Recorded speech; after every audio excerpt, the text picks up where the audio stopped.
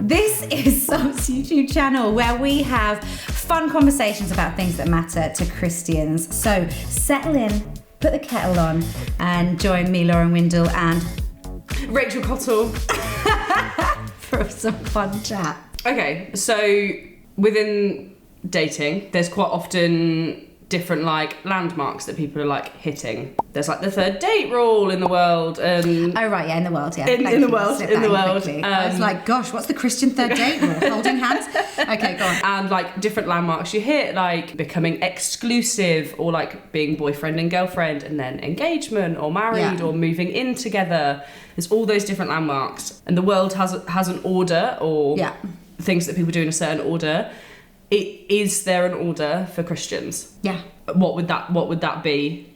Well, look, so, I'd say there's what I like to call the Love Island way of doing things. Yeah. Which is like the world's way. I'm probably quite an extreme example of it, to be fair. Yeah. Then there's like the way that I sort of do dating, and lots of people in my sort of sphere and circle and of my age group do dating. But also I do want to acknowledge that there are Christians who definitely don't agree with dating, some people at all. Lovely Delphine, who does loads of videos for the Salt YouTube channel, speaks about why she doesn't date. And she would have, if we had her here, she would have a totally different sort of set of landmarks or ways that she'd be looking to progress a romantic relationship, and that's totally fine. And I definitely think that part of that is culture, part of that is upbringing, part of that is belief. That is fine, and you have to honour your boundaries and what feels right for you. And there is, if something's not comfortable, you absolutely do not rush it.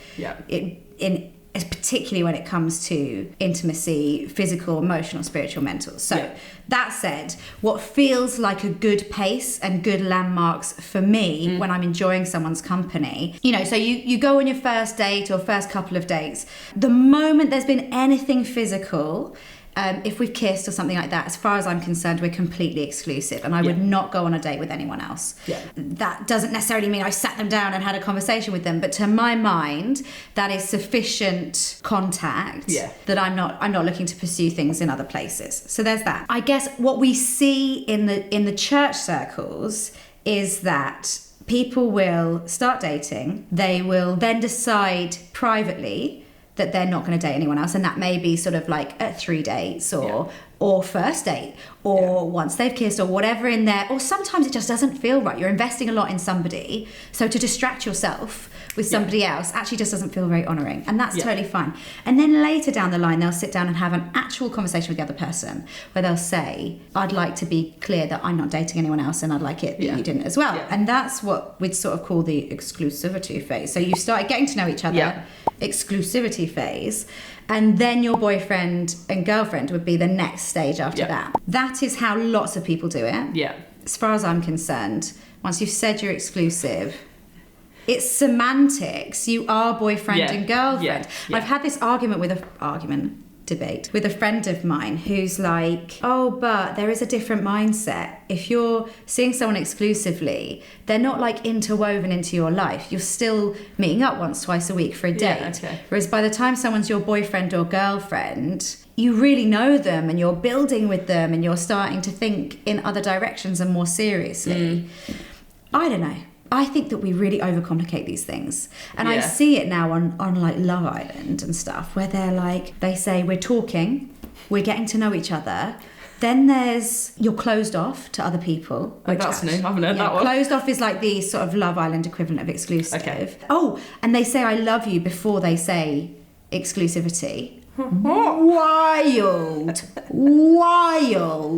Like, I'd be well into boyfriend, girlfriend, on a path to engagement before I start talking about loving someone, but they say it really early. And then they go into like boyfriend and girlfriend, and there's like this elaborate proposal type thing where they like get a skywriter, or they get all their friends to be part of a treasure hunt that ends in the question, and you're like, get a life, guys, get a life. I just think that we put so much weight on these things, and we don't need all of these stages.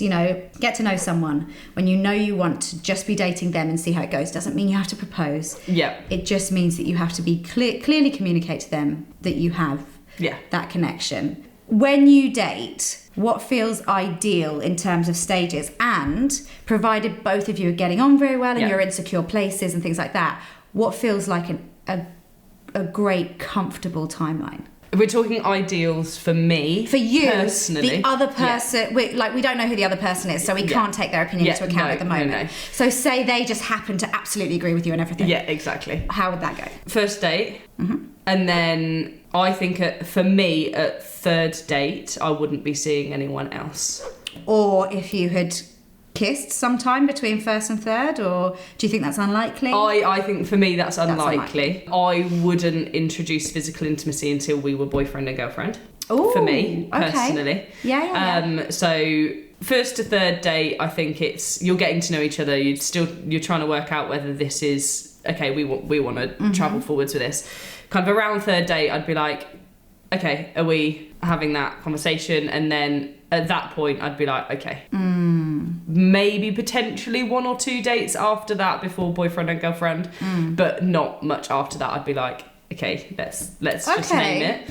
Okay. So it'd be quite a quick process from dating, knowing that you like the other person, to sort of, provided everyone's on the same page, obviously. Oh yeah. To being a boyfriend and girlfriend. Yeah, I think so. Okay, and once you're in that space where you're committed and you know you're working towards something, that's when you would be more comfortable kissing and doing things like that. Yeah. Got it. And then I think kind of for me, 6 months to a year would be like the dating, boyfriend and girlfriend timeline, and then engagement, and then 6 months to a year till marriage, I think. Okay, nice. Would be my ideal. I think that's a pretty Christian timeline. Yeah, I think so. It's pretty sharpish. Yeah, I think so. I mean, for me, I am an all-in person. Yeah. I give my all, so I'm like, I hold myself quite highly on, I like to be an integral person. Great. So I'm like,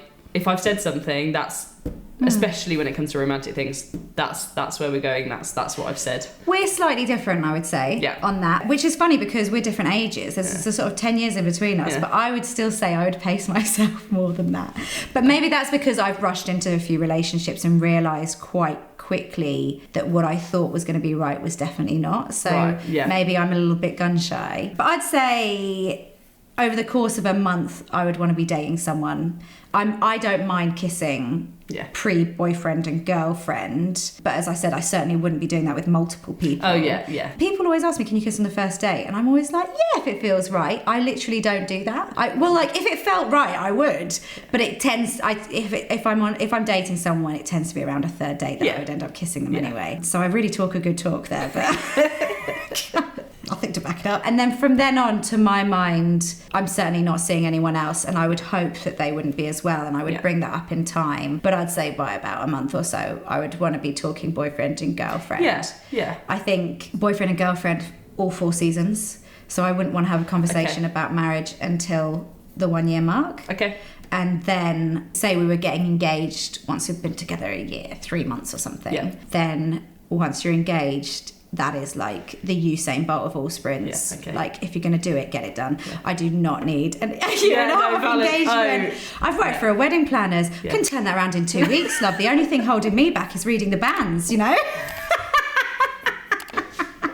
So, no, I mean, that's a bit of an exaggeration, but I certainly wouldn't. I wouldn't be shooting for a year engagement. Oh, yeah, no, I think that's worst case scenario, but if you're going to do it, get it done, and then enjoy establishing life together. But what I would say is, and this was some really good advice given to me by somebody who had been married and very sadly divorced, not through their own choice, and a series of really horrific circumstances.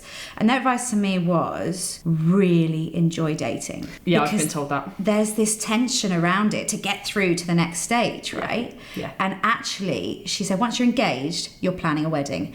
And that's amazing and beautiful, but stressful and expensive. And there's administration and there's politics and juggling family members. Yeah. And it puts a strain on your relationship. And then once you're married, you're setting up a home, you're learning how to live together. It's amazing and it's what you want, but it's stressful and it involves adapting and compromise. And then you may start talking about children, and trying for a child is amazing. I mean, stressful and involved and you know, as we know, doesn't always happen in the way that people hope it will. And then you've got kids, and that's amazing, but stressful. So like your next chance to date without any huge life milestone ahead of you is probably 20 years on. So like, my goodness, soak in that time. When you're untethered, free, you don't have the financial commitments, you don't have something huge to organise, you don't have everyone else to bow to. You know, and I think that we as Christians can be so keen to lock things in and get things moving. We forget what a gift like the sort of single and dating time is. I think